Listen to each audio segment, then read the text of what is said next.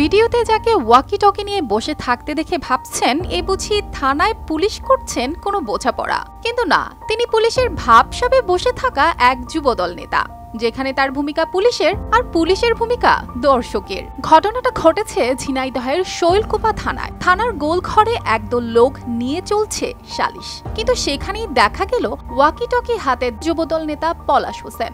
এমন ভাবে তিনি কমান্ড দিচ্ছিলেন যেন থানার নতুন ওসি তিনি। ভিডিও ছড়িয়ে পড়তেই শুরু হয় হাসাহাসি, রসিকতা ও তীব্র সমালোচনা। কে এই পলাশ? জানা গেল তিনি শৈলকুপা উপজেলা যুবদলের নেতা।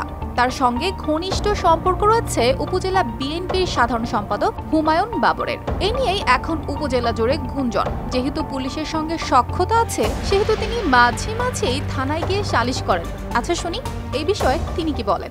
একটা সালিশ মিনিমাম 2 থেকে 4 ঘন্টা 5 ঘন্টা চলে। এর মধ্যে কোনো এক সময় থানার কর্মকর্তা ছিল, তার ওয়্যারলেসটা টেবিলের উপরে ছিল, কথায় কথায় অমনোযোগী হয়ে এর মধ্যেই ওয়্যারলেসটা হাতে নিয়েই পাশের জনের সাথে কথা বলি।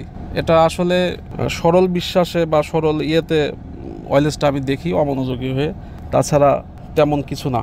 যেহেতু সালিশের 3 থেকে 4 ঘন্টা চলে, এর মধ্যে একটা ভিডিও ক্লিপ 1 থেকে 1.5 মিনিট সেখানে আমার হাতে ওয়্যারলেস আছে। এটা বোঝা যায় যে সুকৌশলী একটা মহল আমার পিছনে লাগছে, ব্যক্তিগত শত্রুতা।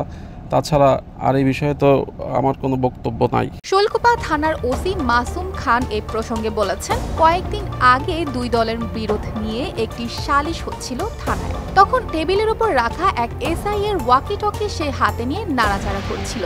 এই ভিডিও কে বা কারা ছড়িয়ে দিয়েছে পুলিশের ভাবমূর্তি ক্ষুণ্ণ করার জন্য তা তিনি জানেন না। News desk, RTV।